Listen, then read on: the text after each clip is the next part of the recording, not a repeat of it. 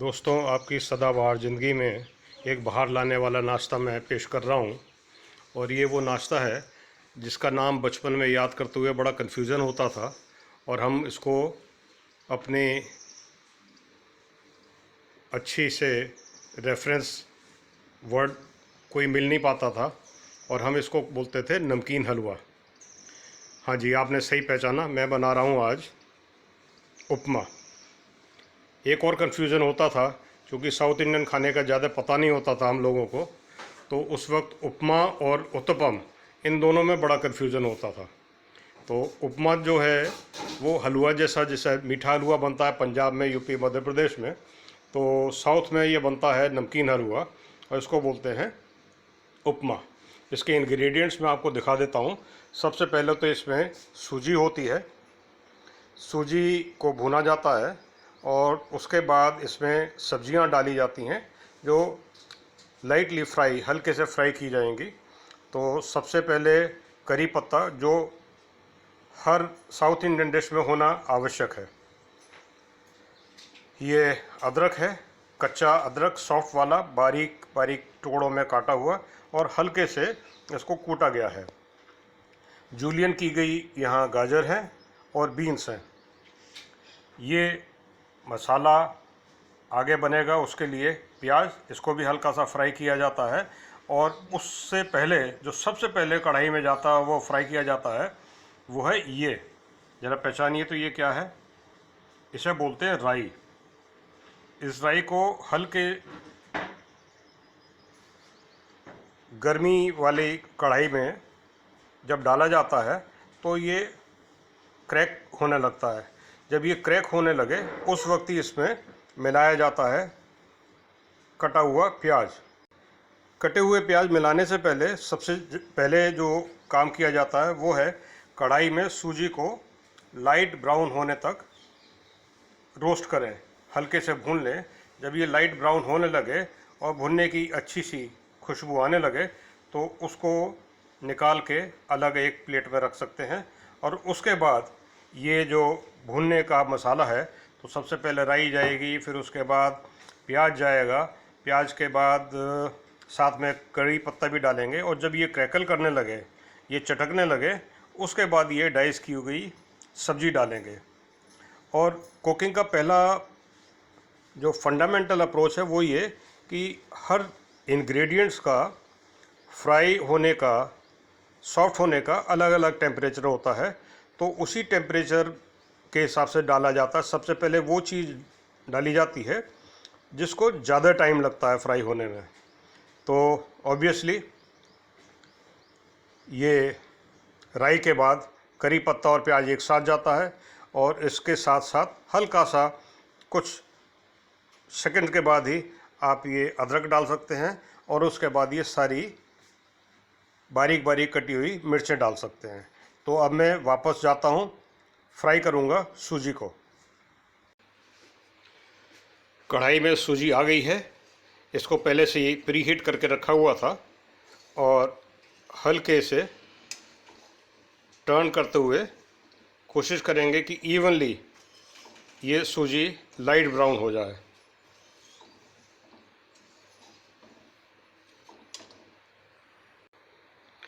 Lockdown ने जो सबसे अच्छा काम किया है वो ये कि हर एक घर से शेफ़ निकल रहा है, और शेफ़ ऐसा वैसा नहीं, मास्टर शेफ़। अब चूँकि दूरियां ऐसी हैं कि चाहें भी तो नज़दीकियों में बदली नहीं जा सकती, तो कोशिश यही रहती है कि कुछ ऐसा बनाया जाए जिसको देखकर लोगों का मन भी कुछ इसी तरह की रचनात्मक कार्रवाई करने के लिए लगा रहे। अब आप देख सकते हैं कि ये हल्का ब्राउन हो गया है, सूजी का रंग आप चेंज होता हुआ देख सकते हैं, और एक अच्छी सी स्मेल भी आने लगी है। तो इसको मैं अब कढ़ाई से निकाल के अलग रख दूंगा और फिर मसाले भूनूंगा। तो भुनी हुई सूजी हमने अलग से एक बर्तन में निकाल ली है, और ये लाइट ब्राउन हो चुकी है। कढ़ाई पर इसमें तेल डाला हुआ है, गरम हो गया है, और सबसे पहले हम डालेंगे इसमें अब, जैसे बताया था, राई, और उसके बाद करी पत्ता डालेंगे। ये देखिए, ये गई राई और साथ में गया ये करी पत्ता। मैंने बताया था ये क्रैकल होगा, हल्के से इसका ये फ्राई होने के लिए। ये देखिए क्रैक करने लगा है और यही टाइम है जब हम इसमें डालेंगे प्याज।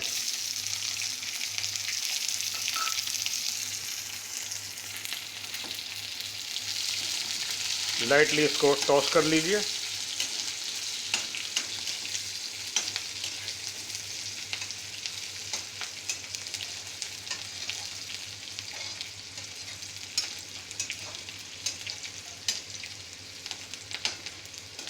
अब ये लाइट ब्राउन होने लगा है और यही टाइम है जब इसमें सब्जियां डाली जाएं।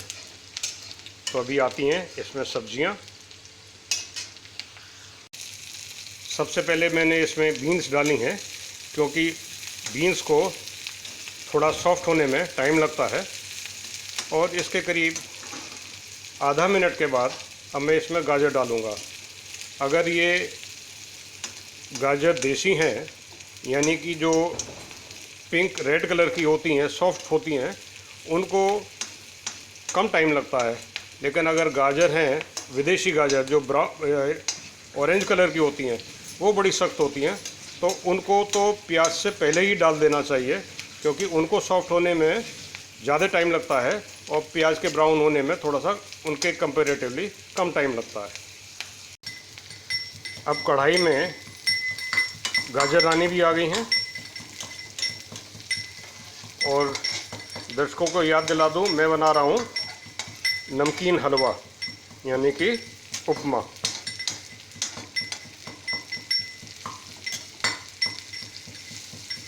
अभी आप सोच रहे होंगे एक इंग्रेडिएंट जो है वो बचा हुआ है, और वो क्या है?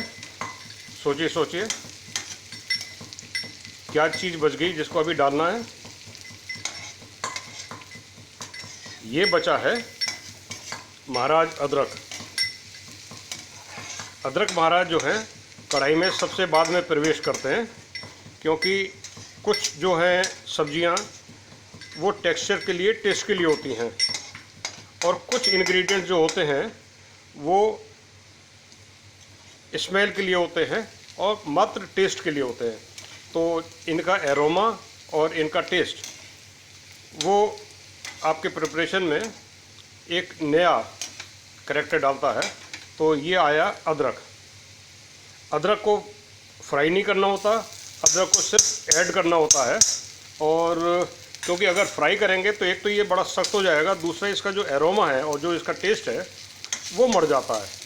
तो इसलिए सिर्फ ये मिक्स करने के लिए इसमें कढ़ाई में सबसे आखिर में डाला जाता है।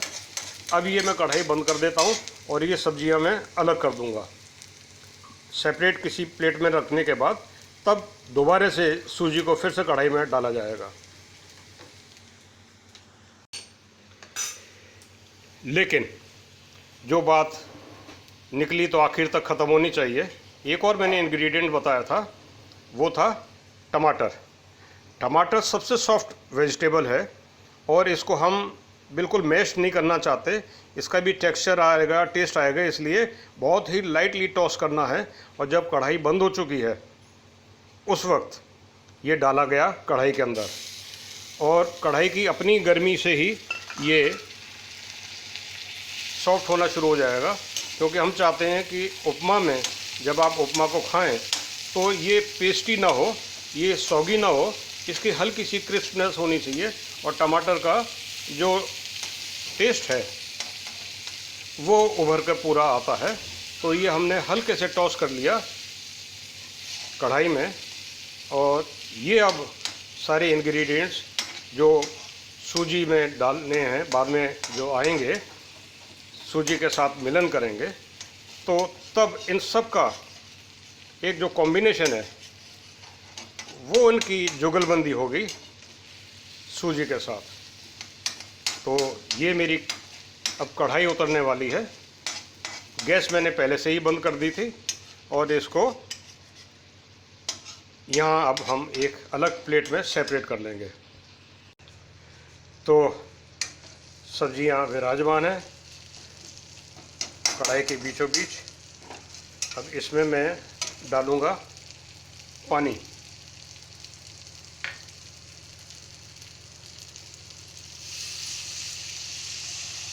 सब्जियों में पानी गया।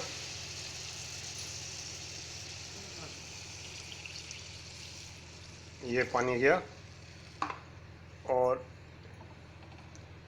अब इसमें जाएंगी, जब ये हल्के से बॉईल पर आ जाएगा, इससे पहले इसमें नमक डाल सकते हैं। आपने देखा होगा कि हमने इसमें ग्रीन चिलीज़ नहीं डाली है। ग्रीन चिलीज़ हम बाद में डाल सकते हैं क्योंकि पूरे फैमिली के लिए बनाना है। किसी को मिर्च चाहिए होती हैं, किसी को मिर्च नहीं चाहिए होती हैं, इसलिए हमने ग्रीन चिली इसमें नहीं डाली है। हरी मिर्च चाहे तो काट के डाल सकते हैं। और बहुत से ऐसे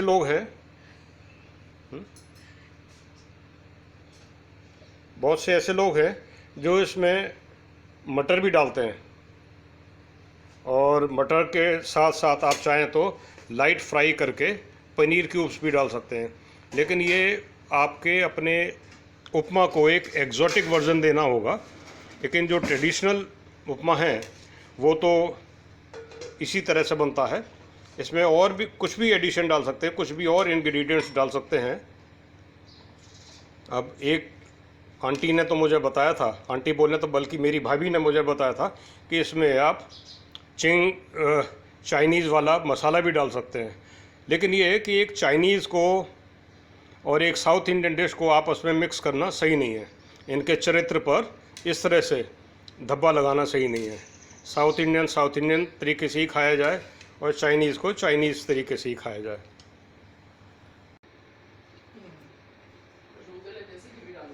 हैं?